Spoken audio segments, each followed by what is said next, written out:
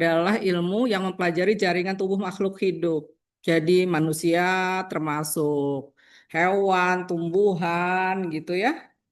Juga, oh ya lupa, udah ada nama saya tertulis itu. Nama saya Atika Khalida Barasila, saya dokter, magister biomedik, lulusan PMIB juga. Tapi saya sebetulnya bukan lulusan histologi ya, saya lulusan Science Repro. Dulu namanya bukan Science Repro, dulu namanya eh, kedokteran kedokteran Repro. Jadi dulu yang masuk Science Repro tuh harus dokter, kalau nggak dokter nggak boleh. Tapi sekarang ketika menjadi Science Repro, yang bukan dokter boleh masuk. Kemudian saya mengajar di histologi, lagi sekolah itu saya udah jadi dosen muda, udah CPNS ya waktu itu. Kemudian saya nggak lama kemudian saya jadi kodik ya karena udah lama nih jadi kodik, udah lama banget sampai sekarang masih jadi kodik, belum diganti-ganti kodik S1. Tapi kalau untuk ketua peminatan udah diganti ya. Saya terakhir semester lalu, semester baru ini udah Dokter Ahmad Aulia Yusuf ya, bukan saya lagi. Baiklah, kembali ke tadi latar belakang. Jadi histologi, histo tuh artinya jaringan ya. Jadi histologi ilmu jaringan. Dalam hal ini maknanya adalah ilmu yang mempelajari jaringan tubuh makhluk hidup gitu ya, termasuk ini mau slideshow kok nggak bisa ya? Ya udah biarin aja. Ini nggak nongol ininya buat slideshow-nya. Apa ini udah jadi PDF ya? Saya lupa lah. Jadi dalam hal ini ada manusia, hewan, dan tumbuhan. Nah, struktur histologi itu sebetulnya jadi struktur jaringan di dalam jaringan. Maksudnya struktur jaringan itu apa sih? Jadi struktur jaringan itu adalah struktur yang menyusun jaringan. Ada apa aja? Yang jelas ada selnya, ada unsur serat, lalu ada yang dibilang matriks ekstraselular. Dalam hal matriks ekstraseluler itu adalah zat yang ada di antara sel yang biasanya nggak ada bentuknya gitu ya, atau disebut amor. Dia bisa cairan beneran, dia bisa kayak agar-agar gel gitu ya, seperti yang ada di tali pusat gitu ya. Tali pusat itu namanya gel of Wharton. Itu ada selnya, selnya ada sel mesenkim, termasuk sel punca yang di situ, yang diambil ya pokoknya paling laku lah buat kecantikan tuh yang dari tali pusat ya. Kemudian ada matriks ekstraselulernya, ada seratnya tentu saja, serat kolagen yang biasanya ada adalah serat kolagen dan elastin. Yang kemudian ada tadi itu matriks ekstraseluler yang seperti gel. Ya, nih. Kemudian yang masih terkait histologi, jadi kalau jaringannya sakit gitu ya, jaringannya sakit itu sebetulnya patologi gitu ya. Jadi patologi anatomi atau patobiologi gitu. Nah, kalau perubahannya terkait hal yang normal, itu masih masuk histologi, dalam hal ini histodinamika. Jadi dinamika jaringan gitu ya, dinamika perubahan jaringan. Nah, ini adalah perubahan yang terjadi pada unsur-unsur, ini pada unsur-unsur ya kok jadi begini sih. Pada unsur-unsur penyusun jaringan sejak dari embrio atau zigot mulai dibentuknya, gitu ya, sampai tua atau meninggal. Jadi proses penuaan itu fisiologi kan, dia berubah. Kehamilan juga fisiologi. Bahkan luka, lalu proses penyembuhan luka yang normal itu histodinamika. Kecuali kalau nanti proses penyembuhan lukanya jadi patologi atau enggak normal karena misalnya bernanah ya gitu, terinfeksi. Nah, itu bukan histodinamika, itu punyanya patologi anatomi. Nah, saya nggak akan detil-detil untuk ini ya satu persatu kan tadi struktur histologi ada sel. Nah, ini dia sel adalah satuan unit terkecil dari makhluk hidup. Sehingga ada makhluk hidup yang hanya bersel satu kan gitu ya. Jadi satuan atau unit fungsional terkecil. Jadi dia udah ada fungsinya nih, namanya sel.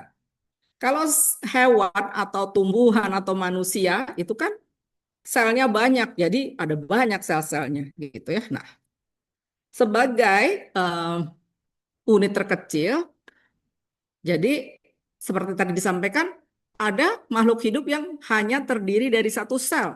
Jadi satu sel aja dia bisa hidup gitu ya. Nah, jadi artinya dia punya alat-alat yang menghidupi dia.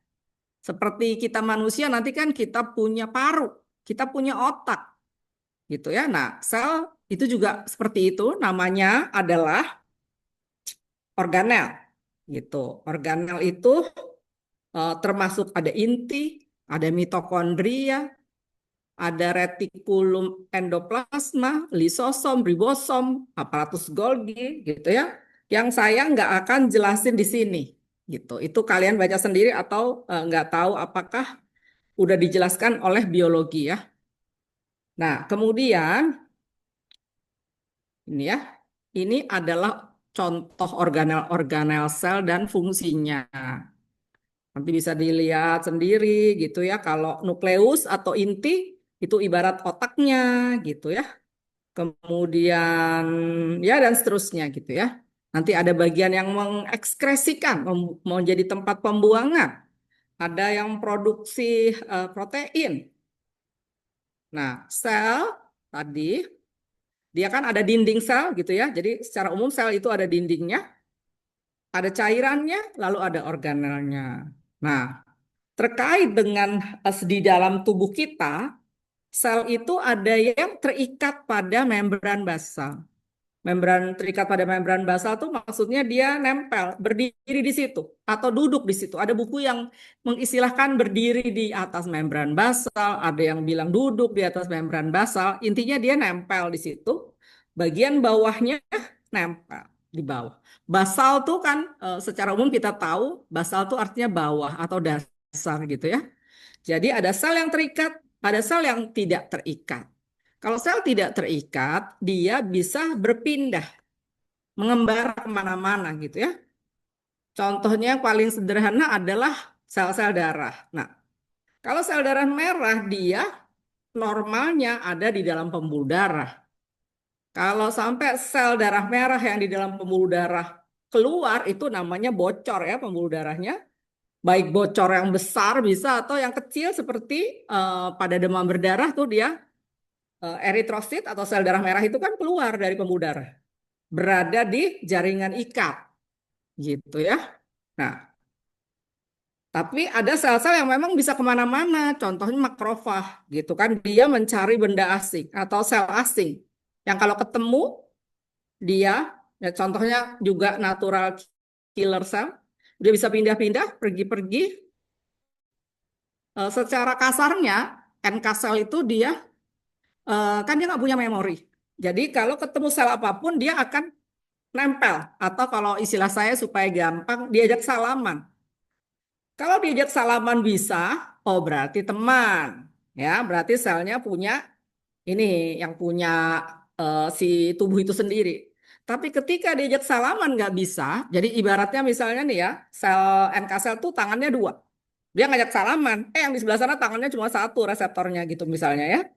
Berarti kan nggak salaman dengan benar, dimakan ya, pokoknya begitu nggak cocok dimakan. Gitu. Itu sel-sel yang berpindah atau mengembara. Nah, sel yang terikat pada membran ini contohnya adalah epitel. Ya, ini yang mau kita pelajari kan. Ini kan terkait histologi dengan fundamental proses penyakit ya. Nah, jadi kita nanti akan bermain-main di jaringan tentu saja terutamanya ya.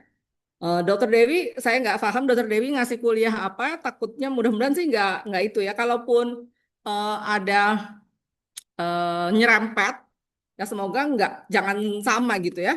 Nah, tadi kita udah tahu bahwa sel adalah unit fungsional terkecil, ya. Sel-sel berkumpul gitu ya, baik sel semua gitu ya, ataupun ada yang lain gitu ya, membentuk jaringan. Seperti tadi sudah disampaikan bahwa jaringan itu ada selnya, ada seratnya, ada matriks ekstraselular. Nah, jaringan itu sendiri juga jadinya bervariasi. Ada jaringan yang dominan di susun sel. Ada jaringan yang paling banyak itu adalah cairannya. Ada jaringan yang banyaknya seratnya. Contoh, Jaringan yang banyak seratnya adalah otot. Kan ada serat-serat otot. Syaraf juga gitu. Ya. Kalau yang banyak selnya itu contohnya epitel. Epitel itu adalah jaringan yang menyelubungi permukaan tubuh kita, baik dalam hal ini permukaan tubuh luar, misalnya kulit ya, permukaan tubuh luar kan pasti kulit, maupun permukaan dalam. Permukaan dalam itu adalah sel-sel yang melapisi dinding pembuluh, misalnya dinding saluran, organ berongga. Jadi sel-sel yang melapisi lumen. Lumen itu artinya rongganya ya. Rongganya organ tersebut. Misalnya yang punya lumen ada rongga atau salurannya adalah usus. Nah, bagian dalam dinding usus itu juga dilapisi oleh epitel. Jadi epitel itu dominasi disusun oleh sel-sel gitu ya. Nah, kemudian kita lanjutkan. Ini contoh sel ya. Sel ada yang ada dalam tubuh kita. Jadi bukan epitel aja ya. Ini ya. Nah, stem cell. Terus habis itu ada sel tulang. Ini sel darah. Ini sel otot. Sel otot itu dia bentuknya panjang sehingga juga disebut serat otot. Nih, lemak, tuh ya, kulit, saraf. Nih, sel endotel. Kalau sel endotel ini lapisan dalamnya pembuluh darah. Terus ini ada sel gonad. Di sini maksudnya yang besar putih ini adalah oosit. Lalu yang kecil-kecil ini sperma. Sperma juga termasuk sel yang bisa mengembara ya. Lalu ada sel pankreas itu yang sebetulnya membentuk kelenjar dan ini sel kanker kira-kira skemanya begitu ya.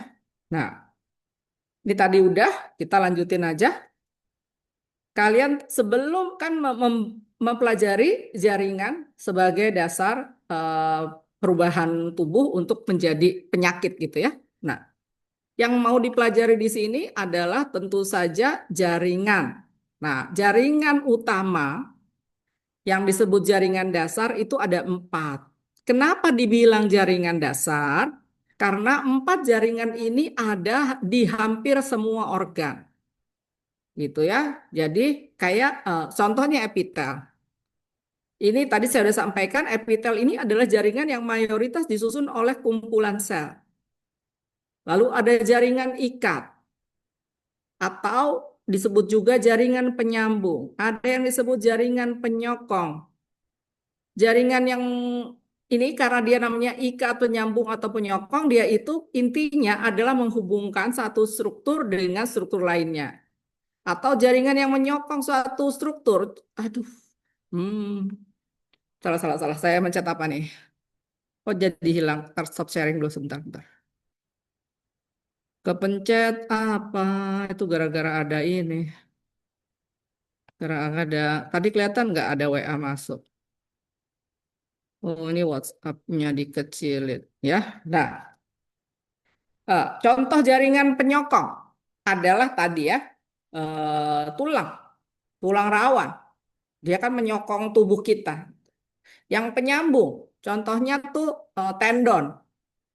Terus pembungkus apa? Otot. Lalu nih jaringan ikat yang ada di bawah kulit, gitu. Jaringan ikat yang di kelopak mata, jaringan ikat yang di bibir, gitu ya. Kan ada orang yang kalau pernah lihat gitu ya kok kelopak matanya bengkak gitu ya. Ya itu bisa karena menangis jadi bengkak. Nah, itu karena ada cairan dari tempat lain yang numpuk di situ. Jadi kelopak matanya bengkak. Yang paling itu kan normal ya. Tapi ada suatu proses penyakit, tapi dalam artian masih dianggap fisiologis karena itu adalah reaksi alergi gitu. Orang yang misalnya alergi kacang, ya, atau dia alergi obat, alergi makanan, itu reaksi di tubuhnya tuh bermacam-macam. Ada yang bentol-bentol merah. Ya, bentol-bentol merah di kulit itu adalah reaksi di jaringan. Di situ nanti ada histamin yang keluar jadi merah, bentol-bentol dan gatal gitu. Tapi ada yang nggak bentol-bentol merah di kulit. Ini tiap orang beda responnya ya. Ada yang bibirnya jadi bengkak, jontor gitu kayak ikan mas koki. Enggak ya. Matanya juga bisa. Kenapa begitu? Kenapa yang diserang itu adalah jaringan ikat itu, ya? Karena ketika terjadi reaksi alergi, ada inflamasi. Salah satu inflamasi itu adalah bertambahnya cairan. Jadi yang disebut edema atau bengkak. Nah, kenapa bisa bengkak di kelopak mata? Karena kelopak mata itu isinya adalah jaringan ikat longgar. Jaringan ikat longgar itu adalah jaringan yang lebih dominan isi matriks ekstraselulernya. Jadi seratnya lebih sedikit, selnya lebih sedikit. Yang dominan cairan rongga yang untuk mengumpulnya cairan ekstraseluler. Sehingga kalau ketambahan cairan inflamasi yang bikin bengkak, dia numpuk di situ. Bibir juga numpuk di situ. Jadi semua tempat yang banyak jaringan ikat longgar itu kalau lihat di buku, dibilangnya adalah uh, loose connective tissue. Jadi bengkaklah situ. Nah, di mana lagi yang ngeri itu ada di laring. Laring itu tenggorokan ya, ini yang tempat kita bagi salah satu contohnya di luar itu kalau laki-laki kan jakunnya bisa dipegang, lah di dalamnya itu bagian dari laring. Ya, di situ juga banyak jaringan ikat jarangnya atau jaringan ikat longgar. Nah, itu sama. Ketika alergi, cairannya bisa menumpuk di mana aja, termasuk di laring itu tadi. Pernah nonton film orang Barat tuh yang banyak di Indonesia kayaknya yang alergi kacang nggak terlalu banyak ya. Mungkin udah mulai banyak sekarang. Tapi dulu tuh banyaknya tuh di orang bule. Ketika makan kacang terus dia sesak napas. Nah, itu karena mukosa di laringnya tuh bengkak. Mukosanya laring itu disusun mayoritas oleh jaringan ikat longgar. Jadi cairan numpuk di situ bengkak, saluran nafasnya tersumbat. Kalau di film-film itu secara heroik terus dibolongin kan, di bagian bawah itu di fosanya ditusuk, ditaruh sedotan atau ditaruh ujungnya pulpen, pipet apalah gitu ya, sehingga ada hubungan udara yang bisa masuk ke paru, tetap nafasnya dari situ gitu ya. Nah, kemudian ada jaringan otot dan jaringan saraf. Otot ini kan ada tiga ya, otot polos, otot rangka, dan otot jantung. Sudah jelas kalau otot jantung hanya ada di jantung. Kalau otot rangka hanya ada di rangka, plus tambah lidah. Ya, lidah itu sering dilupakan. Dikira bukan otot rangka, tapi lidah itu otot rangka. Kenapa? Secara histologi strukturnya sama dengan otot rangka, dan dia juga ketika bekerja kan diperintahkan. Kalau otot jantung sama otot polos tuh dia kerjanya suka-sukanya dia sendiri terus gitu ya. Nggak bisa diperintahkan sama kita. Kita bilang berhenti, nah nanti jantungnya berhenti kan nggak bisa gitu ya. Jadi kita tidur juga dia jalan aja gitu. Yang di otot polos tuh contohnya organ-organ internal yang usus, lambung, semualah gitu ya. Yang dia akan berkontraksi, bekerja sendiri begitu ada makanan dia langsung mencerna gitu ya, berkontraksi. Terus lanjutan. Nah, ini hanya pembagian aja ya, nggak usah dihafalin. Nanti kalau ujian juga ditanyanya yang prinsip kok ya. Nah, tadi udah ya, 4 jaringan utama. Pertama, epitel. Epitel ada jaringan yang disusun oleh kumpulan sel-sel. Jadi mayoritas kan ada 3. Sel, serat, dan jaringan dan cairan ya.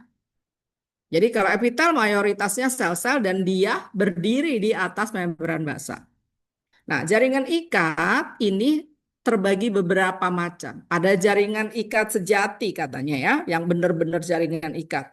Itu ada yang padat, ada yang longgar. Yang padat ada yang teratur, ada yang nggak teratur. Nah, jaringan ikat yang padat dan ini nih, jaringan ikat padat ini unsur seratnya lebih dominan. Jaringan ikat longgar, unsur zat antar sel atau matriks ekstraselulernya yang dominan. Lalu ada jaringan ikat retikuler. Ini yang menyusun rangkanya organ-organ retikuler, terutama organ limfoid, jadi limpa, kelenjar getah bening, hati. Ini banyaknya jaringan ikat retikuler. Lalu ada jaringan ikat khusus, darah dan lemak. Kan intinya tadi dia menghubungkan ya. Lemak itu kan juga menghubungkan, dia mengisi. rongga, darah juga. Lalu ada penyokong, tulang, dan tulang rawan. Kemudian yang lanjutannya tadi tiga, otot dan saraf. Tadi otot sudah disampaikan, saraf juga pusat dan saraf tepi. Nih ya, ini eh, ini salah satu prinsipnya tadi saya sudah sampaikan bahwa dia menyelubungi, epitel itu menyelubungi permukaan luar dan permukaan dalam tubuh. Nah, kemudian epitel juga memiliki struktur dan fungsi tergantung tempatnya berada. Karena itulah epitel memiliki bentuk sel juga yang berbeda dan memiliki perlengkapan yang berbeda pula. Nih, sel-sel pada epitel, kalau tadi di awal saya kasih lihat, nih sel di dalam tubuh kita. Ada yang sel saraf bentuknya begini, gitu ya. Sel darah seperti ini, gitu ya. Terus apalagi sel tulang seperti ini. Nah, kalau sel pada epitel nih secara umum hanya tiga macam. Ini di epitel ya. Ada yang gepeng, nama lainnya adalah squamosa, yang kuboid atau menyerupai kubus, ya, dan silindris atau kolumnar atau torak namanya satu lagi. Kemudian penamaan epitel. Tadi ingat kan epitel ini dia adalah jaringan yang mayoritas disusun oleh sel. Dan dia semua ini berdiri di membran basal, jadi nggak bisa kemana-mana. Gitu ya. Bagaimana penamaannya? Nah ini mesti dicerna sedikit ya. Mungkin bisa keluar ujian ya. Jadi penamaan epitel berdasarkan satu, jumlah lapisan sel. Ada yang cuma selapis, ada yang berlapis. Jadi nanti dilihat kalau ada gambarnya ini selapis atau berlapis gitu ya. Lalu bentuk sel yang di permukaan. Seperti tadi udah disampaikan, sel di epitel itu ada tiga. Yang gepeng, kuboid, atau silindris. Nah, jadi dilihat yang di permukaan itu bentuknya gepeng kah? Atau kuboid kah? Atau silindris kah? Ini untuk yang berlapis tentu saja. Kalau dia selapis kan udah dia gepeng aja semua. Tapi begitu berlapis, dilihat yang paling atas bentuknya bentuk selnya apa gitu ya. Kalau dia gepeng yang paling atas namanya berlapis gepeng. Kalau yang paling atas kuboid berlapis kuboid. Kalau yang paling atas silindris berlapis silindris. Gitu ya. Lalu ada lagi yang diperhatikan ketika melihat penamaan epitel yaitu ada sel tambahan. Sel tambahan yang sering itu adalah sel goblet. Kemudian ada di antara sel-sel itu yang punya silia. Silia itu alat bantu, ya, alat bantu di permukaan sel atau nama lain permukaan sel adalah bagian apikal. Kalau yang nempel di membran basal namanya kan bagian basal. Kalau yang kiri kanan itu lateral gitu ya. Nah, yang di atas itu sel-sel itu di bagian atasnya ada taunya silia. Silia ini adalah nanti kita lihat ya perlengkapan atau perangkat sel yang terletak di permukaan atau bagian apikel yang berupa seperti rambut-rambut dan dia bisa menyapu, bergerak menyapu. Gitu ya. Kalau mikrofili itu kayak sekilas ya mirip sama silia. Karena dia juga seperti tonjolan-tonjolan gitu ya. Tapi mikrofili nggak bisa bergerak. Mikrofili ini sebetulnya dia untuk memperluas permukaan. Jadi kalau ada suatu bidang, dia rata. Kan permukaannya berapa luasnya, hitung aja gitu semua. Tapi ketika di permukaannya ada yang naik, turun, naik, turun. Bagian yang naik turun itu kan juga dihitung. Contoh yang paling sederhana adalah ketika kita ngantri ke loket. Kalau kita ngantrinya satu garis lurus aja, ya udah segitu aja. Jadi cuma buat 10 orang. Tapi kalau ngantrinya dibelokin ke kiri, belokin ke kanan, muter uler-uleran gitu kan, jadi lebih banyak. Nah itu sama. Jadi mikrofili itu kalau dilihat kan dia permukaannya nonjol tuh. Nah jadi memperluas permukaan apa? Permukaan penyerapan. Jadi biasa diusus supaya yang diserap lebih banyak. Kalau di ginjal supaya penyerapan cairan lebih banyak. Kemudian ada lagi yang di permukaan yaitu lapisan tanduk atau keratin. Nah, ini khas punyanya kulit. Gitu. Apa gunanya lapisan tanduk atau keratin di kulit? Dia melindungi epitel di bawahnya dan jaringan di bawahnya dari apa sebetulnya? Dari air. Utamanya lapisan tanduk tuh melindungi dari air. Coba kalau kita bisa menyerap air kulitnya, ketika kita mandi, kita selesainya kayak balon.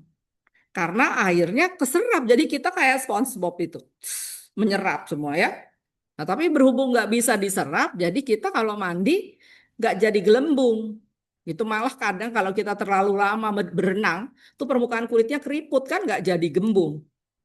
Itu kurang lebihnya ya. Di samping lapisan tanduk juga melindungi dari hal-hal yang lain, tapi utamanya sebetulnya terhadap cairan. Nah, ini dia contohnya skematis. Eh, mana ya ini ya? Kalau seperti ini, eh, kursornya kelihatan nggak? Atau panahnya kelihatan nggak? Tidak, dokter. Nggak Oh, kelihatan kelihatan, ya? dokter. Oh, Kelihatan, dokter. kelihatan ya? Oke, jadi yang saya tunjuk ini adalah yang paling kiri, gambar paling kiri di baris atas. Ini selnya apa epitelnya selapis ya. Yang paling kiri itu semua selapis. Yang paling atas adalah selapis gepeng, yang di tengah adalah selapis kuboid, yang di bawah adalah selapis kolumnar atau silindris. Bisa lihat ya, epitel yang selapis gepeng itu dia kalau dilihat dari sampingnya ketinggiannya itu dia pendek kan, gepeng. Jadi seperti melihat laptop, HP kalau saya bilangnya gitu ya. Kalau lihat dari samping, HP itu kan pipih gitu. Tapi kalau lihat di atas, dia lebar ada layarnya. Nah, ini sama. Epitel selapis gepeng atau sel gepeng tuh begitu. Dilihat dari sampingnya, ketebalannya dia gepeng. Tapi kalau lihat permukaannya, dia cukup lebar gitu ya. Kalau kuboid, kuboid kan artinya menyerupai kubus ya. Jadi dia seperti kubus nih. Intinya lihat bulat. Kalau epitel apa sel gepeng intinya gepeng. Jadi intinya seperti orang tiduran. Kalau kuboid saya bilangnya seperti orang jongkok. Kalau sel silindris atau kolumner dia tinggi. Nah, intinya bisa bulat, bisa lonjong, tapi yang diutamakan cirinya adalah selnya tinggi. Ya, nah, jadi bisa dilihat di sini nih ada perangkat di permukaan sel nih. Yang umumnya punya perangkat silia atau mikrofili itu adalah sel kolumnar. Kalau sel gepeng umumnya nanti ya yang udah berlapis itu ada ini keratinnya nih. Yang kanan ini seperti sel kulit. Tapi kalau kolumnar dia selapis aja dia udah bisa punya perangkat. Bisa mikrofili, bisa silia. Yang di tengah ini adalah epitel berlapis. Lihat paling atasnya. Paling atasnya gepeng, berlapis gepeng. Nggak peduli tengahnya, bawahnya bentuknya kayak apa, terserah. Yang paling atas gepeng, berlapis gepeng. Paling atas kuboid, berlapis kuboid. Paling atas silindris, berlapis silindris.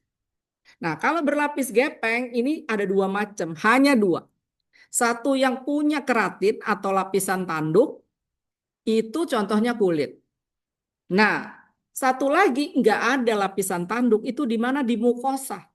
Jadi kalau saya dulu ngafalinnya gini, menjelang ke dunia luar gitu ya, seperti mulut gitu, misalnya dinding mulut itu berlapis gepeng tanpa lapisan keratin. Tapi begitu benar-benar keluar, di luar jadi kulit kan, ada lapisan keratinnya. Gitu ya.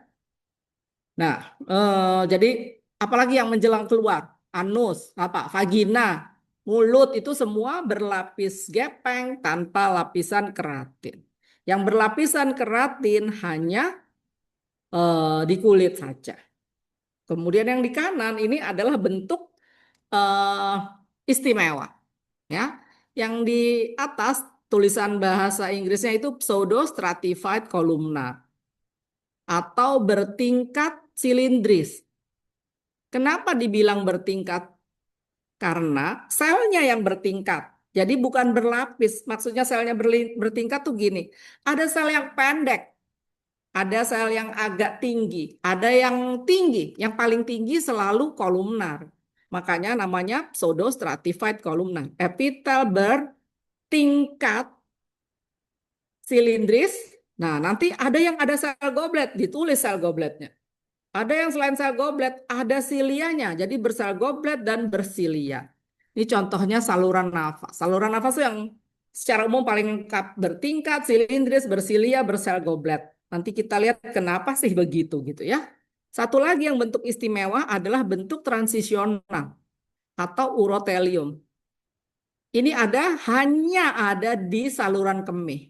Kalau pseudostratified kolumnar ini bisa di saluran nafas, bisa di saluran reproduksi. Bedanya nanti di atas ini dan ada tidaknya sel goblet, gitu ya. Kalau di saluran reproduksi pria, yang ada di atasnya bukanlah silia biasa, tapi stereosilia. Stereosilia nggak bisa menyapu, dia cuma bisa bergetar. Kenapa? Ini contohnya di epididymis. Kenapa? Karena sperma yang di epididymis itu udah bisa berenang. Jadi nggak perlu disapu. Tapi sperma yang ada di saluran epididymis itu bisa, kan dia cepet-cepetan. Sperma itu kan lari di saluran epididymis yang berkelok-kelok itu dia lari cepet-cepetan, terus nabrak ke dinding. Nah, nanti di dinding itu tadi ada silia yang stereosilia yang tidak bisa menyapu tapi bisa bergetar. Dia usir tuh si sperma yang nabrak dinding. Seperti anemon laut ya, kan suka ada ikan nemo itu, ikan badut yang main-main di situ. Tapi kalau ikannya mainnya kelamaan kan anemon lautnya kesel juga diusir. Nah, jadi kayak seperti itu ya kurang lebihnya. Nah, yang lengkap itu kalau tadi yang stereosilia hanya bisa bergetar itu kan di epididymis, saluran reproduksi pria. Kalau yang lengkap semua bisa menyapu itu di eh, apa?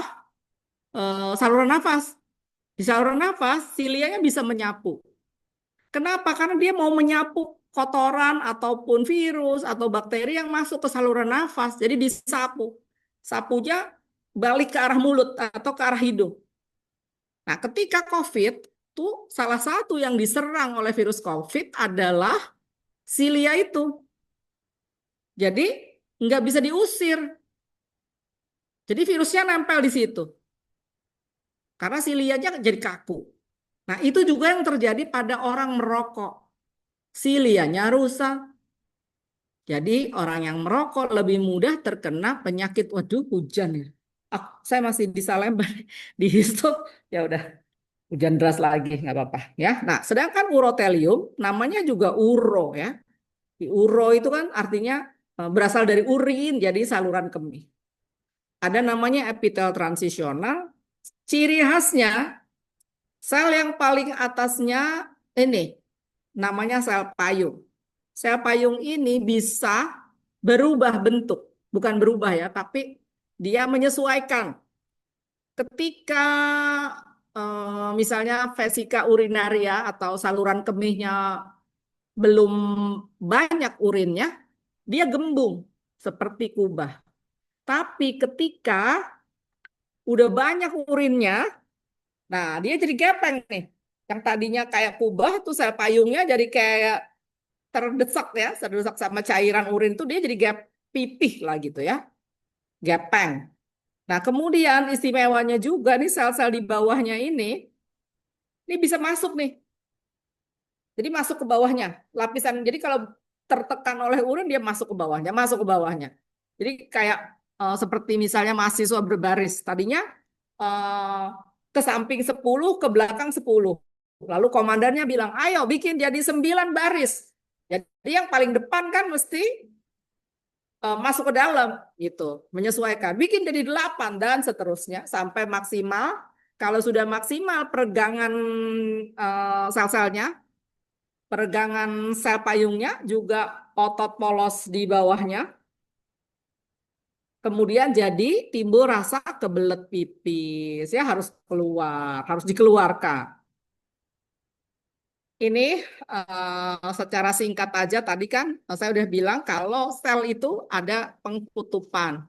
Kalau yang di permukaan namanya bagian apikal atau surface. Bahasa Inggris aja lah surface itu. Nah, di permukaan itu apa yang ada? Sebentar-bentar ya, ada telepon. Bentar-bentar.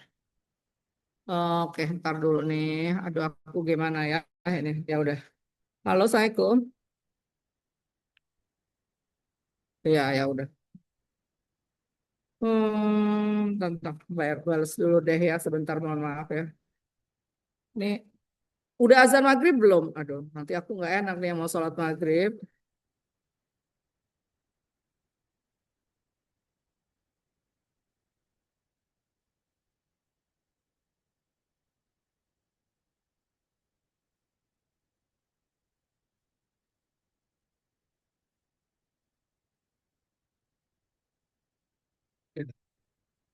Oke ya, tadi mana ya? Nah, kemudian ada yang di samping, nanti dilihat sendiri, di samping itu ada junctional complex yang melekatkan satu sel dengan sebelahnya, gitu ya. Kalau yang di bawah juga ada yang merekatkan sel dengan bagian bawahnya. Ini yang di samping. Nanti dilihat aja ya. Nih, kemudian ini kalau mau belajar tuh di sini nanti kalau lihat-lihat gambarnya ada di mikroskop apa? Ini jadi terdistraksi, mohon maaf ya. Jadi ini kalau mau lihat gambar-gambar sel jaringan histologi ada di histologi guide. Nih, histologi guide. Ketik aja histologi guide. Nanti begitu kebuka, pilih slide box. Nanti kalau slide box sudah kebuka, pilihlah mana yang mau dilihat. Gitu ya. Ini biasanya ada di type of tissue. Mau lihat apa? Epitel, jaringan ikat tadi ya, otot sama ini cartilage, bone. Ini kan yang tadi semua dibilangin jaringan ikat ya. Waduh, malah begini. Terus ya, mau lihat apa? Saraf juga bisa lihat. Ini sekarang kita lihat gambarnya langsung ya, biar punya gambaran. eh Kalau histo tuh harus lihat memang ya. Ini ada pembuluh darah ya. Ini pembuluh darah nih. Dalamnya ada sel darah merah. Ini yang merah-merah ini eritrosit. Ini kan suatu pembuluh, tadi saya udah bilang ya, epitel itu adalah jaringan yang mayoritas disusun oleh sel. Pembuluh darah ini ada dindingnya. Jadi kan permukaan bagian dalam pembuluh darah disusun oleh epitel, ini di epitelnya ya, ini intinya nih. Ini intinya apa bentuknya? Ada yang bisa jawab? Yudi? Yudi yang kena terus. Ini bentuk selnya apa? Gepeng, Dok. Nggak kedengeran? Gepeng, Dok. Gepeng, betul. Nah, terus coba dilihat. Ini ada berapa lapis nih sel gepengnya? Selapis apa berlapis? Yudi, Berlapis, Dok. berapa? Berlapis. Nggak jelas. Berlapis, Ini Dok. soalnya hujan deras nih. Apa? Berapa lapis?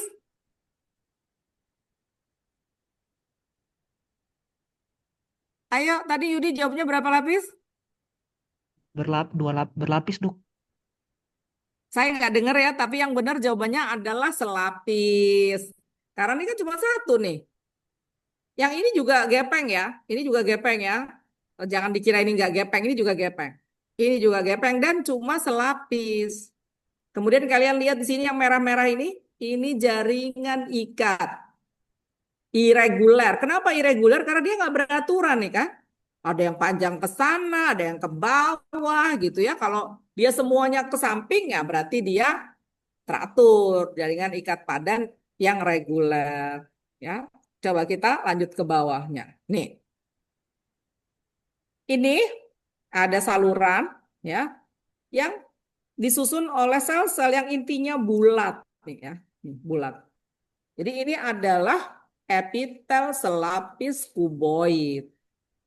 Lihat atasnya ada seperti rambut-rambut ini. Ini adalah mikrofili. Ini di ginjal ya, jadi dia yang menyerap air nih di sini. Kalau lihat gambar histo, gitu ya, jangan terpengaruh dengan, oh kok sebelah kirinya merah, yang ini pink, muda. Ini sama. Ini salurannya sama, ya. Kalau ini namanya glomerulus. Ini bagian yang nyaring darah keluar nanti di sini tuh masuk ke rongga yang ini ya. Nanti kalau ngambil pelajaran histo. Ini udah jadi urin primer. Urin primer ini nanti masuk ke tubulus ini yang tadi tubulusnya nih. Ya, tubulusnya ada beberapa macam. Tapi kalian di sini hanya perlu tahu bahwa ini adalah selapis kuboid, intinya bulat ya. Nah, ini ada pembuluh darah nih. Kan cairan apa darahnya itu masuk dari pembuluh darah ini masuk ke glomerulus terus disaring di sini kan. Nah, ini juga lihat ya, ini kan selnya gepeng. Ini gepeng nih ya. Selnya gepeng selapis. Ini tadi diperbesar, yang tadi ini nih ya, yang kanan diperbesar jadi begini. Nih, ada brush border namanya yang tadi. Ini brush border ini adalah mikrofili yang padat sehingga bentuknya seperti sikat. Kalau dia jarang-jarang dibilang mikrofili aja. Kalau padat ini brush border ini luas permukaan untuk menyerap cairannya tuh jadi banyak. Ini epitelnya selapis. Mana membran basalnya? Ini membran basalnya. Ya, jadi sel ini duduk atau berdiri di membran basal. Ke bawah ini sama juga ya, membran basalnya. Ini ada dua lumen nih, lumen yang atas sama yang bawah. Ini membran basalnya yang ini, yang sebelah atas membran basalnya yang ini. Ini juga sama. Ini semua di ginjal. Nah, ini epitelnya jenis selnya apa coba? Tobias apa? Tobias bacanya Tobias apa Tobias? Ya, Tobias, dokter. Ini Tobias. bentuknya Oke. silindris, jadi Silindris terus berapa lapis? satu lapis. Selapis. Jadi bilangnya epitel selapis silindris ya. Ini sama juga. Nah, ini di sini melihat ada peralihan ya. Jadi di tubuh kita itu ada bagian peralihan dari yang kuboid menjadi silindris. Ya, ini ini daerah peralihan. Kalau yang sebelah sini ini udah benar-benar silindris. Ini juga silindris. Ke bawah lagi. Nah, ini ada di mana nih? Ini ada di jadi yang apa namanya? Lihat di sini yang penting adalah dia sebetulnya nih kan selnya tinggi-tinggi ya. Jadi dia ini silindris. Ini di saluran nafas ya harusnya harusnya ya karena diambil segini nih jadi agak nggak jelas ya. Tapi bisa lihat ada bagian yang ini yang gede apa ya? Kalau ini kan kayak rambut ya. Nah, ini sebetulnya bukan saluran nafas ya, ini permukaannya tuba. Jadi ini ada sel yang bersilia, ada sel yang nggak bersilia nih yang dia bersekresi, keluar nih sekretnya. Ya, sekretnya enggak bukan sel goblet di sini ya. Tapi ini mau dilihatin bahwa ini apa? Dia selapis nih sebetulnya ya. Tapi lapisannya enggak secakep ini susunannya. Kalau ini kan benar-benar jelas. Nah, ini baru lihat yang di kiri ini yang di usus. Selapis silindris dengan mikrofili. Ini saya berusaha membuat supaya ukuran selnya disamakan gitu ya. Nah, yang di sebelah kanan ini adalah silia. Tinggi ya. Yang ada di mana? Ini saluran nafas nih.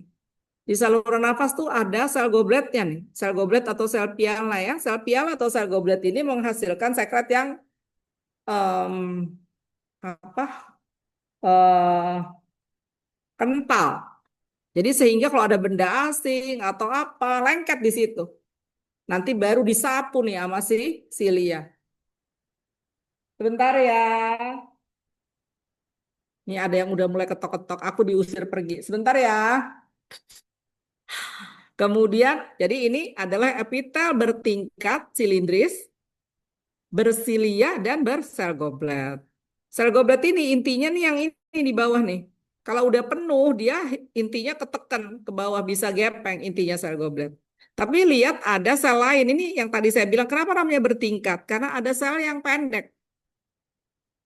Gitu. Sel yang pendek ini biasanya disebut sel basal. Ya walaupun yang lain juga sebetulnya kakinya nyampe di bawah ya. Jadi yang bertingkat ini semua selnya sebetulnya nempel di bawah. Ya lihat tadi skemanya gini ya. Saya lupa menjelaskan lebih detail. Ini ya. Nah ini ya. Ini bisa lihat ya. Bahwa sebetulnya semuanya nempel di membran basal. Cuman ada yang pendek, ada yang tinggi. Jadi saya tuh dulu suka mengibaratkan dengan misalnya ini ada mahasiswa lagi di lapangan basket. Ada yang lagi berdiri mahasiswanya, ada yang lagi jongkok, ada yang lagi tiduran. Tapi kan semua bagian tubuhnya tuh nempel di dasar tuh, di ubinnya lapangan basket gitu ya. Jadi kayak gitu. Nah, ini ada sel gobletnya nih. Ini kan di usus ya, dia selapis nih, ada mikrofili atau brush border juga bisa. Di sini juga ada sel goblet ya. Jangan dikira nggak ada nih. Ini nih sel goblet nih. Ya, tapi kalian nggak perlu sampai kayak gitu banget ya. Gitu ya. Kalau ini kan kelihatan nih. Ini sel goblet, ini sekretnya lagi keluar. Sekali lagi saya ingatkan jangan tertipu sama warnanya nanti ya kalau itu belajar ya. Nah, ini yang namanya epididymis tadi. Ini juga bertingkat silindris berstereosilia. Epididymis ini nggak punya sel goblet dan apa namanya stereosilia ya. Kalau lihat ini bisa digedein lagi nggak ya? Kalian bisa lihat nggak bahwa di epididymis ini bagian bawah silianya tuh gendut. Nih ya. Kalau yang ini silia yang kinosilia, kinetik dia bisa nyapu. Ini dia dari bawah sampai atas tuh sama ukurannya kayak rambut. Kalau yang ini seperti kuas. Kuas pit buat kalau di film Tiongkok itu buat bikin kaligrafi atau nulis gitu kan bagian bawahnya lebar, atasnya lancip. Nah, ini seperti itu. Ini yang di tengah ini sperma yang tadi saya bilang. Dia kan epididymis itu aslinya berkelok-kelok luar biasa. Jadi kalau dia ngebut, nabrak ke dinding sini sama stereosilianya diusir, pergi gitu ya. Ini juga mau membandingkan sebetulnya. Ini adalah sel yang di kotak ini adalah yang di saluran nafas. Ini silianya. Nah, sedangkan yang ini dia kan bertingkat silindris, bersel goblet dan dan silia. Maaf ya, silia. Ini bisa nyapu nih saluran nafas. Yang di luar ini, yang warnanya lebih merah, ini sel gobletnya begini. Ini adalah di usus. Jadi dia selapis silindris, bersel goblet, dan mikrofil. Ini kan pendek ya. Kalau yang ini bertingkat silindris, bersel goblet, dan bersilia. Gitu ya. Atau kalau memang lengkap seperti ini, biasanya boleh bilang epitel respiratorius. Nah, ini adalah yang di atas itu kulit ya. Ini ada folikel rambutnya. Ini yang ada folikel rambut justru adalah kulit tipis. Ya, jadi punggung tangan. Kalau yang kulit tebal itu yang nggak ada rambutnya. Jadi bukan bulu ya rambut, karena kalau bulu tuh yang kayak bulu ayam gitu, ada cabang-cabangnya ya. Jadi kalau manusia itu bilangnya hair. Kalau di hewan kadang bilang hair, kadang mamalia ya dibilang fur. Tapi kalau yang di rambut di burung itu dia nyebutnya apa ya? Saya lupa ya. Pokoknya itu adalah yang bulu. Di atas ini nih ya, ini kulit tipis nih. Keratinnya setipis ini. Ini yang keratinnya tebal, di kulit tebal. Kulit tebal itu adanya telapak tangan, telapak kaki, nggak ada rambut. Ini ada rambutnya. Nah, kan tadi udah dijelaskan bahwa ini yang paling atas tuh selnya ini. Karena yang ini kan bukan sel, ini lapisan keratin. Ya. Nah, yang paling atas ini bentuk selnya gepeng. Dia ada berlapis-lapis, dia ada banyak lapisan jadi namanya epiter berlapis gepeng dengan keratin. Ini juga berlapis gepeng dengan keratin, tapi keratinnya tipis gitu ya. Nah, yang di bawah ini nggak ada keratinnya. Dia tapi juga gepeng nih kan, paling atasnya gepeng nih, berlapis gepeng tanpa keratin. Ini juga. Ini yang ada di vagina nih ya. Oke. Kemudian kita lanjutkan ke sini. Ini dilanjutin aja, ini yang berlapis kuboid gitu ya. Nah, ini mau memperlihatkan epitel transisional atau urotelium. Yang paling atas nih kayak kubah ya bentuknya. Ada yang intinya 2, ada yang intinya 1. Itu sel payung memang begitu, atau umbrella cell ya. Nah, apakah ketika masuk urin. Semua langsung ke gepeng kan enggak. Kan dia bertahap ya. Jadi bagian yang sudah tertekan oleh urin dia biasanya mulai gepeng nih sel payungnya kayak gini ya.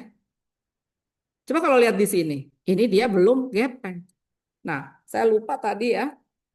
Di urotelium atau epitel transisional di permukaannya juga ada semacam lapisan keratin.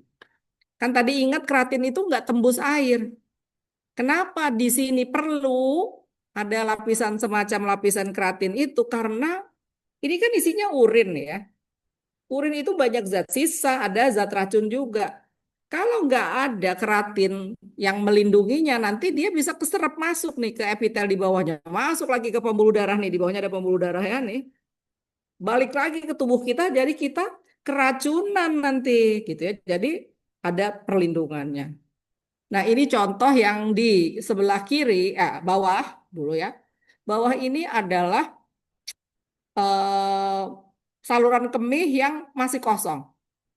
Ini lipat mukosa, ini bagian terdalam itu disebutnya mukosa ya. Bagian terdalamnya itu lipat mukosanya masih berlipat-lipat. Kalau dilihat nih sel payungnya masih gembung-gembung. Nah, ketika udah penuh terisi urin, nah dia tertekan kan? Nih. Bagian atasnya sel payungnya udah gepeng. Tuh, jadi kayak gini. Ini udah kebelet pipis banget nih kalau nggak dipipisin ke toilet ngompol kayaknya ya. Nih. Nah, tadi kan baru epitel ya, ada kelenjar dan lain-lainnya gitu ya. Ini tapi udah jam kita sampai jam 18.30. Oh, mau sholat maghrib dulu apa gimana? Halo, sholat maghrib dulu aja ya. Boleh nggak? Nggak ada yang jawab ya. Boleh, Bu. Ya, sholat maghrib dulu ya. Mohon maaf ya sebentar ya. Masih banyak nih slide-nya, tapi nanti kita akan cepat-cepat. Dan yang paling penting adalah ini yang terakhir nih nanti ya. Kasusnya. Sepakati dulu kasusnya ini. Ini di kulit ya. Ini adalah panu. Ya. Yang ini adalah tadi reaksi alergi yang membuat bibirnya bengkak tuh ya. Oke. Ntar kita bahas itu sekarang izin sholat dulu ya. Tadi sampai mana? Udah nggak lama lagi kan? Ini kan segini ya. Satu, dua, tiga, empat. Ini kelenjar.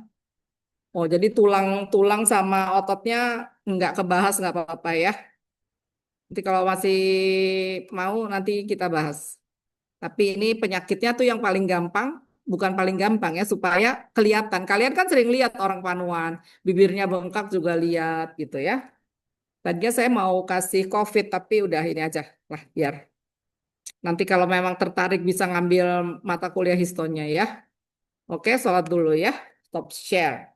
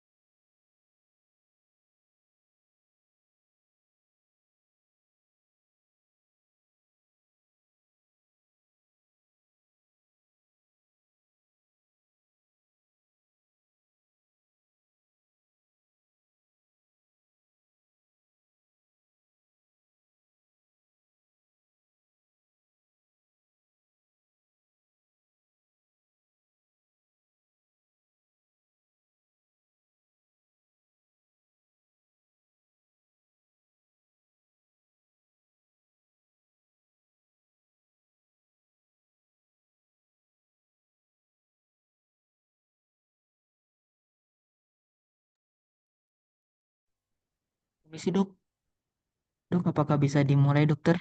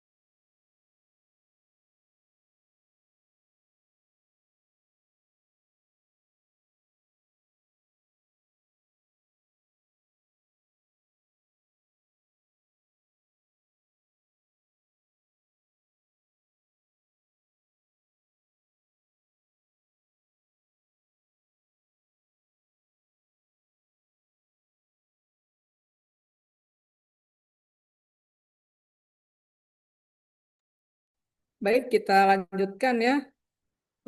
Ini kalian harusnya berapa orang sih?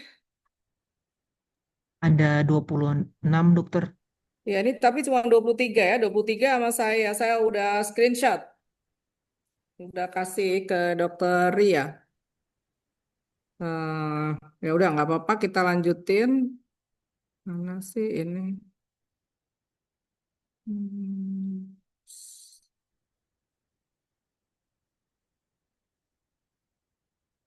Loh, salah ya yang di share apa nih? Kalian lihatnya apa? WA-nya dokter dok. WA saya ya. Oke. Berarti mana nih yang di share? Salah berarti.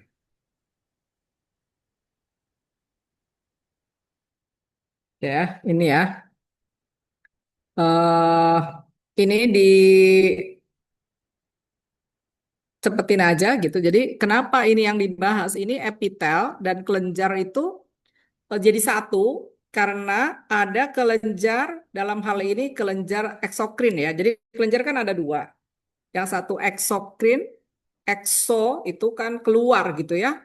Jadi kelenjar eksokrin ini menghasilkan sekret yang produknya dikeluarkan. Jadi punya saluran keluar. Jadi keluarnya lewat saluran keluar. Sedangkan endokrin mengeluarkan produknya ataupun produknya kelenjar endokrin itu adalah hormon ya, langsung ke pembuluh darah karena nggak punya saluran keluar. Gitu. Nah, kenapa kelenjar eksokrin digabung sama epitel? Karena lihat ini ya, ini kelenjar eksokrin ini juga disusunnya oleh epitel, tapi dia punya fungsi bisa mensekresi. Bagian yang memproduksi sekretnya itu bagian yang ini nih, ya, itu namanya asinus atau pars terminalis. Nanti sekretnya keluar ke lumen, lumen asinusnya, lalu baru dikeluarin lewat saluran keluar yang namanya ductus excretorius. Jadi ductus itu kan saluran ya. Nah, hampir semua kelenjar eksokrin ini di bawahnya itu ada yang namanya sel mioepitel. Jadi dia seperti otot bisa berkontraksi yang membantu supaya sekret yang dihasilkan oleh asinus, bagian asinus ini bisa keluar gitu ya. Nah, kelenjar, penamaan kelenjar itu bisa berdasarkan satu. Ini untuk eksokrin aja ya. Jadi kita nggak bahas endokrin di sini. Jadi ada yang cairan yang dihasilkannya itu berupa mukus atau mukosa itu kental. Gitu ya, ada yang cair atau seros atau serosa. Nah, kalau dalam pewarnaan histologi yang bagian yang kental itu warnanya lebih terang atau pucat. Jadi kayak warna ingus lah gitu ya kalau mau diomongin gitu ya. Kalau supaya inget kan ingus juga kental gitu ya, ingus yang penyakit ya. Nah, kalau yang serosa itu cair. Dia kalau diwarnai secara histologi pakai pewarna HE dia lebih gelap. Nah, ini contohnya yang gelap-gelap ini bagian yang serosa. Yang ini angka 1 itu adalah saluran keluarnya.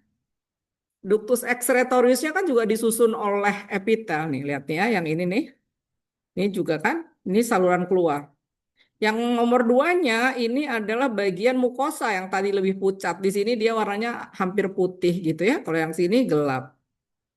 Nah, ada kelenjar yang dia gabungan. Ada bagian yang terang atau pucat dan bagian yang gelap. Jadi ini namanya kelenjar campur.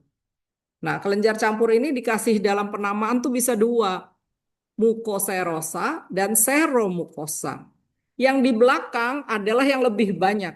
Jadi seperti marga, nama keluarga, family itu di belakang. Jadi seromukosa. Kalau seromukosa berarti ini yang lebih banyak kelenjarnya adalah mukosa. Jadi lebih banyak yang putih. Kalau mukoserosa itu kelenjar serosanya yang lebih banyak. Jadi lebih banyak yang warnanya gelap. Ini asal tahu aja gitu ya bahwa bagian yang gelap ini adalah bagian yang memproduksi sekret, yang kuning adalah yang tempat apa saluran keluarnya. Gitu ya. Jadi ada yang simple, ada yang bercabang gitu ya, ada yang bergelung ya kurang lebihnya begitu ya. Nah, ini tadi sama ya. Eh yang ditunjuk ini nih sebetulnya ductus intercalaris. Jadi saluran yang paling kecil itu atau bahasa Latin Inggrisnya intercalated duct ya. Tuh kita lanjutin lagi. Ini skemanya kalau bingung, tadi lihat gambar itu bingung, misalnya lihat gambar ini kok nggak jelas gitu ya. Ini juga kan saluran keluarnya kan nggak nyambung ya, dia terpotong karena ingat ini semua 3 dimensi. Ketika dipotong, dia terpotong di bagian mana? Kalau ini kan skematis, jadi dikasih lihat. Nah, tadi ada yang lupa saya belum sampaikan. Untuk kelenjar campur, ini ada bagian yang nempel gitu ya. Ini yang gelap kan serosa ya. Jadi ada bagian serosa yang memeluk bagian mukosa. Ini bentuknya seperti bulan sabit. Jadi Pak Giannuzzi, ini si Opa Giannuzzi, Opa Giannus ya, nggak kayak I. I itu tanda kepemilikan sebetulnya ya. Jadi dia yang menemukan, dia kasih nama bahwa ini namanya bulan sabit Giannuzzi atau Giannuzzi de Milun gitu ya. Terserah lah ya, pokoknya ini bulan sabitnya. Nih, begini nih, yang di luar ini yang hijau ini yang bulan sabitnya. Nah, ini bahasan kasus tadi kan maunya ini ya, kulit. Tapi ingat-ingat kulit tuh nanti juga bisa luka ya, tapi intinya kulit dan ini jaringan ikat longgar. Kalau lihat ini kan panu ya. Jadi ada infeksi jamur, infeksi kulit. Kalau lihat ini lagi ini di punggungnya berarti kulit tipis. Berarti keluarin yang ini ya. Nah, infeksi jamur itu tuh dalam hal ini yang panu ini kan nama latinnya Pityriasis versicolor. Ya, kenapa versicolor? Karena warnanya bermacam-macam. Kalau orangnya hitam, panunya putih. Kalau orangnya putih, panunya gelap. Gitu ya. Jadi warnanya berbeda-beda. Nah, ini dia yang terinfeksi adalah ini. Untuk panu atau pityriasis versicolor itu, dia hifanya, ya kan jamur itu ada hifanya ya, itu nggak sampai ke bawah-bawah banget gitu ya. Paling jadi nggak lewat dari epitel. Karena ada jamur yang jamur deep, jamur itu dia sampai masuk ke jaringan ikat. Ini jaringan ikat di bawah kulit ya. Kalau kulit itu batasnya dari sini nih. Bukan kulit, maaf. Epidermis. Jadi kulit itu terdiri dari epidermis, terus di bawahnya ada subkutis gitu ya. Nah, ini epidermis saja. Jadi apa? Jamur jamur panu ini hanya sampai sebatas epidermis. Jadi dia paling bawah sampai sini ya. Ini kan membran basalnya. Gitu. Nah, kemudian dari sel di kulit kita itu, dia itu yang dari paling bawah ini akan berdiferensiasi dan tumbuh ke atas. Itu ya, ke atas, ke atas, ke atas. Lalu dia mati di sini nih. Yang paling atasnya nih kan ini nih. Yang paling atas masih hidup yang ini nih. Ini gepeng intinya. Habis itu dia mati, selnya pecah, mengeluarkan keratin. Jadi keratin yang ada di atas ini sebetulnya tuh berasal dari sel kulit itu sendiri gitu ya. Nah, dari membran basal sampai dia keluar ini, pecah dan jadi ada di permukaan itu kurang lebih 2 minggu sampai 4 minggu. Nah, hifanya kan paling dalam ada di sini dan ketika selnya tumbuh ke atas gitu ya, hifanya ikutan naik ke atas. Gitu. Tapi kalau misalnya nggak diobatin, dia akan melebar kemana-mana. Memang nggak lebih dalam, tapi melebar nih kan kayak gini kan udah melebar nih, ya, dan menular lagi. Nggak boleh pakai baju pinjem-pinjeman, handuk pinjem-pinjeman gitu ya. Nah, jadi kalau dikasih obat jamur, minimal tuh kalau terpaksa banget 2 pekan, tapi lebih baik sebulan. Sehingga hifa yang ada di paling bawah ini udah sampai naik ke atas dan udah dibunuh, udah kena sama salepnya. Salep kulit untuk jamur umumnya punya 2 kerja. Satu mengelupaskan dan satu membunuh gitu ya. Kalau dikasihnya cuma seminggu, ini yang bagian atas udah sembuh. Hifanya udah nggak ada, udah mengelupas dari bagian yang ada hifanya. Tapi yang di bagian bawah tuh belum kena. Jadi eh, ke pasien misalnya kalian dokter gitu ya, kan ada yang dokter ya. Itu kalau ngobatin jamur tuh jangan bilang sama pasiennya pokoknya sebulan pakainya. Kadang pasien suka gini, udah nggak gatel gitu katanya. Udah sembuh berarti. Warna kulitnya udah sama gitu ya. Padahal yang di bawah-bawah tuh masih ada. Ini kalau kalian lihat yang coklat-coklat nih, kalau kelihatan nggak ya? Ada yang ini kan yang lain intinya ungu-ungu nih di bawah ini bukan inti ya. Ini sebenarnya ada kayak granula berwarna coklat yang nutupin inti. Ini adalah pigmen. Coklat itu adalah warna pigmen. Pigmen itu sel yang menghasilkan pigmen kulit namanya apa? Ada yang tahu? Melanin, Dok. Melatonin. Melanin. Melanosit. Ya, selnya Hmm. melanosit menghasilkan melanin. Nah, sel atau melanosit, jadi sel itu ya, yang menghasilkan melanin itu adanya di bawah, di basal. Nah, tapi ketika dia sudah menghasilkan melanin, si ini melanin yang ada di dalam sitoplasmanya melanosit dipindahin ke keratinosit. Keratinosit itu adalah mayoritas yang menyusun kulit itu namanya keratinosit. Makanya dia menghasilkan keratin. Terakhir kan dia mati, pecah, dan menghasilkan zat tanduk itu ya. Nah, jadi setiap lapis ini juga ada melaninnya. Oke. Nah, ini. Ini alergi. Ya, bibirnya bengkak sama ini. Ini bisa karena alergi obat, bisa karena alergi makanan. Nah, ini epitelnya adalah di kulit yang ini yang bengkak ini epitelnya sama yang ini. Berlapis gepeng dengan lapisan keratin. Cuman pembuluh darahnya lebih banyak makanya dia lebih merah. Kalau terjadi radang begini atau inflamasi dia lebih merah lagi. Apalagi ini orangnya kulit putih ya. Nah, tadi saya udah bilang kenapa bengkaknya di sini.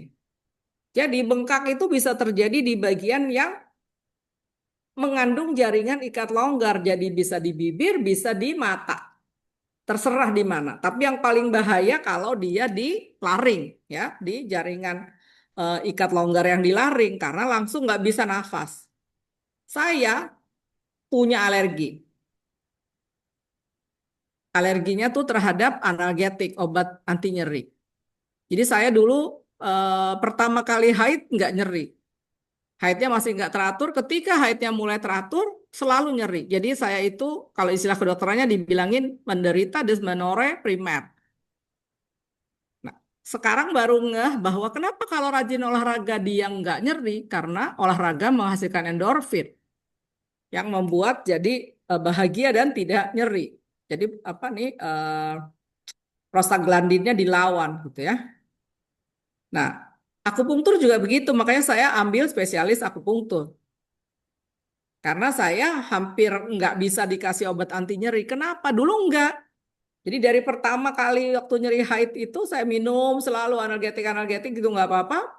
Mulai pertama ketahuan adalah ketika saya mulai jadi dosen di Histo. Jadi masih dosen magang ya, tapi udah CPNS lah ya, udah keluar. Itu mestinya rapat menggantikan kodik. Saya biasa dari dulu itu saya selalu membackup kodik. Jadi makanya sekarang jadi kodik terus nggak ada yang gantiin. Nah, itu kan mau rapat jadi nyeri terus sama dokter Isnani sama ya dokter Isya dikasih ibuprofen. Ya udah, tapi waktu rapat saya mulai begini. Kok mata saya ini ya kayak agak-agak gatal tapi kayak agak tebel gitu. Nah, terus yang mimpin rapat tuh dokter Harry, bagian anatomi tuh guru saya langsung bilang gini, Tika, kamu matanya bengkak loh. Ah, masa dok ngaca itu matanya udah kayak ikan mas koki. Jadi abis itu udah nggak bisa deh gitu ya minum analgetik. Jadi tadinya ganti nggak ibuprofen. Apalah semua diganti tetap alergi. Makanya akhirnya saya belajar akupunktur karena akupunktur menghasilkan endorfin, meningkatkan produksi endorfin endogen. Ya, oke. Nah, ini adalah gambaran kulit. Yang ini gambaran di saluran nafas tadi, ya. Yang di bawahnya ini jaringan ikat longgar. Jadi cairannya numplek di sini, gitu ya. Nah, ini kan juga gambaran kulit nih ya. Tapi ini kulit biasa. Nah, kalau kulit yang di bibir itu sama di kelopak mata, bagian bawahnya adalah jaringan ikat longgar. Jadi kulit di sini sama kulit di sini tuh lain bawahnya strukturnya ya, juga sama yang di bibir. Gitu. Kalau bibir sebelah dalam kan basah tuh. Itu adalah epitel berlapis gepeng tanpa lapisan keratin. Makanya nggak bisa dipakai lipstick karena nggak ada keratinnya. Yang bisa dipakein lipstick itu kalau ada keratinnya, gitu ya. Oke, terusnya mana lagi nih ya? Tadi di mana sih posisinya dia berubah? Nah, ini mau memperlihatkan jaringan ikat longgarnya yang kalau kita mengalami peradangan atau inflamasi, cairan jaringan di sini atau matriks metaloproteinnya, matriks ekstraseluler, sorry, matriks ekstraselulernya tuh cairannya bertambah jadi bengkak atau edema.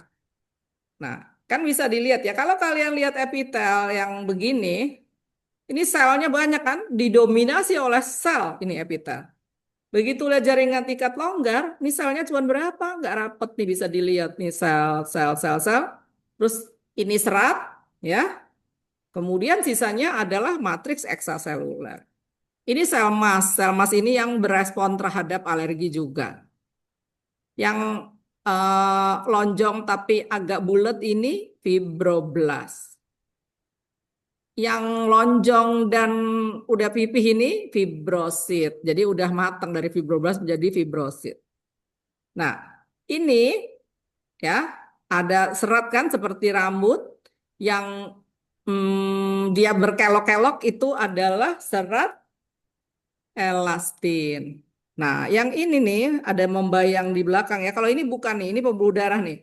Yang ini nih ada samar-samar kelihatan di belakang seperti pita itu serat kolagen. Ya makanya di sini bisa bengkak. Ada cairannya nempel di sini.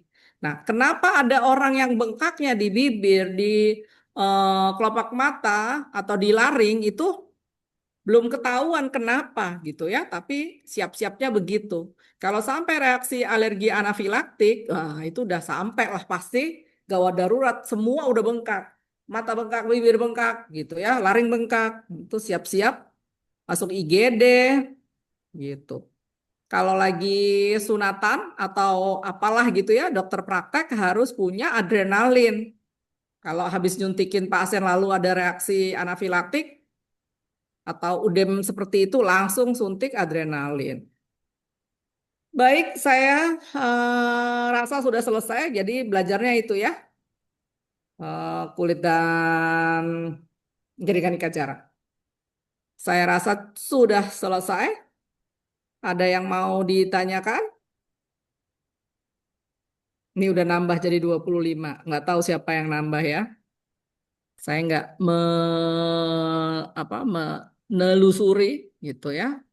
Tapi tetap masih kurang kan ya. Harusnya kan 26 sama saya jadi 27. Tadi sama saya 23. Sekarang sama saya 25. Jadi tetap masih ada yang nggak hadir gitu ya. Nggak apa-apa kali ya.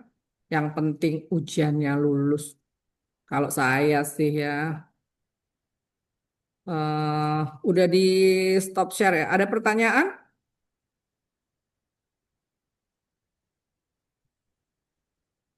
Nggak ada?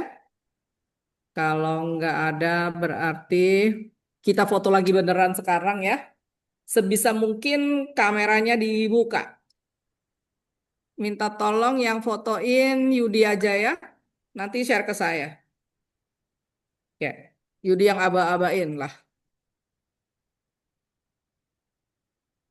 Ya kalau di rumah pakai yang pakai kerudung, pakai mukena juga nggak apa-apa. Kalau nggak mau nyalain juga ya apa boleh buat, tapi sebaiknya nyala gitu ya. Ini nggak ada yang dari Izin dok, histo ya. Ya semester ini kayaknya nggak ada nih. Ada dok, Mana? saya dok, Novel. Oke. Waktu wawancara masih sama saya apa udah sama Dokter Aulia? Sama dokter Sama wawancara. saya ya. Iya Mohon dok. maaf ya. Saya pokoknya sekarang ketuanya udah Dokter Aulia ya. Jadi saya udah lega. Aduh, lega banget. Stres kalau nggak terlalu banyak kerjaan. Karena dosen HISO cuma 6. Sebetulnya 5. Karena Prof. Siano udah pensiun lalu diperbantukan. Jadi mengilik-ilik, ayo dong jadi dosen HISO gitu ya. Ada yang mau nggak di sini? Kalau sekarang sih jadi dosen histo harusnya sebetulnya nggak harus dari peminatan histo. Gitu karena kita udah lama kan, kecuali kalau baru buka itu harus dari peminatan histo. Makanya saya kan ini Science Repro gitu, boleh. Tapi memang nanti di awal ada kerja keras belajar histo lagi, diperbanyak belajar histonya. Baik, silahkan. Yudi, diaba-abain fotonya. Udah buka semua belum ini? Belum ya?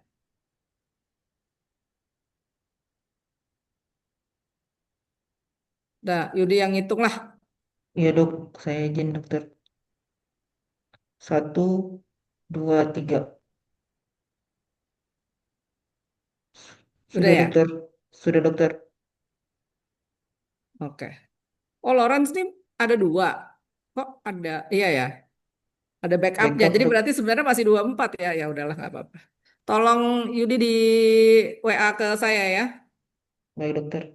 Ya, terima kasih banyak. Mohon maaf yang sebesar-besarnya. Nanti ujiannya hari Senin ya. Kalau Dokter Dewi ngasih tugas ya. Iya dokter. Ya, saya nggak ngasih tugas ya. Gampang kok soalnya ya. Bisa pakai logika. Ya, izin live ya. Assalamualaikum warahmatullahi wabarakatuh. Semoga sukses, lulus semua, sehat-sehat selalu. Amin. Amin. Izin Waalaikumsalam. live, mohon Terima maaf kasih lahir dokter. Makasih banyak Terima kasih, dokter. dokter. Terima kasih dokter.